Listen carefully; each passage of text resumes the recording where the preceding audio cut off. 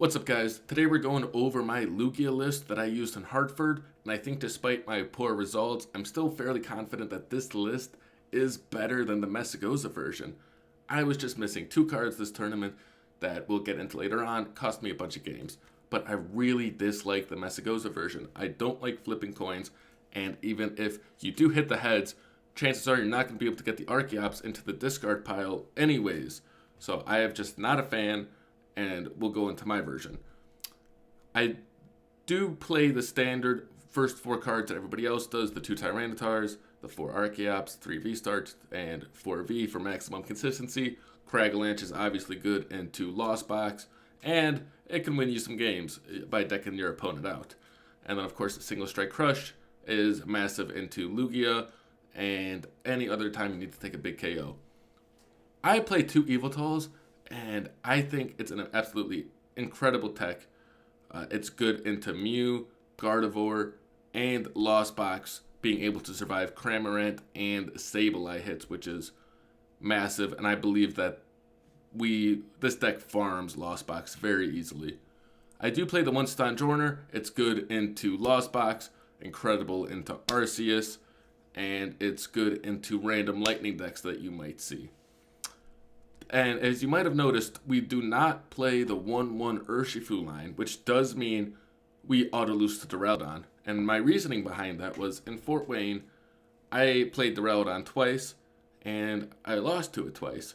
I was playing the clone, so I was teched for it, so I was like, okay, if I'm teching for it, and I still lost to it twice, what if I just made sure I'm favored into everything else? Which I do think was the right call. We did play Duraludon round 1, which is unfortunate. But into my next video, you'll see we probably would have won that game if we just had the two cards that I'll get into later on. So the 4 Research, of course, is the best card that you can start going first or even second to try and get those Archeops into the discard pile. And Judge just felt so bad when you had to do a turn 1. And then even in one of my games, I had 3 Archeops in my hand. I hit heads on the Aroma, and what do I have to do? Pull out the 4th Archeops just to judge them all right back in. And here was the mistake. One boss. Boss cost me so many games only having one. I needed to have at least another boss and a Serena because I lost so many games looking at a juicy 3 prizer on the board, and I just couldn't boss it up to take the KO. And there were so many games I lost, and this was a very mind-opening experience. I didn't realize, I knew boss was incredible. I didn't realize how important it really is until you just can't use it. And I knew I only played one. I know my opponents didn't know that, and I thought that was good enough, but it really wasn't, because it's not them knowing they have it, it's if you can find it. So I do play the 4 Trekking Shoes, which I think are incredible. You're able to potentially get Archeops into the discard, or at least just see 2 more cards, which could be the difference between finding a V-Star, finding anything that can win you the game versus losing it just because you can't set up. Of course, the Ultra Ball and Aromas everybody else plays, but the Pokegears is what I ended up cutting for a second boss and Serena.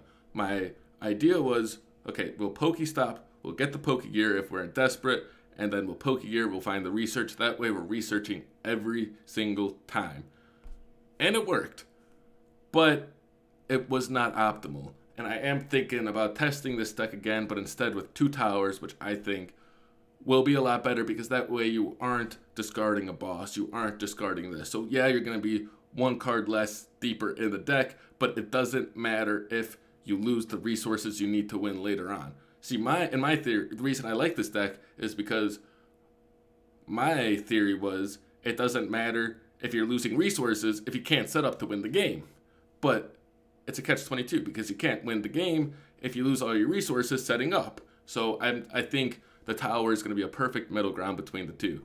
And Collapsed is so good since I didn't play any Penny. I'm able to get rid of 2 Prizer off the board fairly easily. You can use it to prevent horn play if necessary. And of course, I think these energies are pretty standard, except I did cut a gift energy to get a second Nest Ball down, because although Nest Ball is pretty bad, it can be the difference between setting up and not setting up, so I do think you need to play two. So I do think this deck has a lot of potential, but we'll get into the next video going over all my matchups and how they went and how I think that they could have gone better. We'll see you there.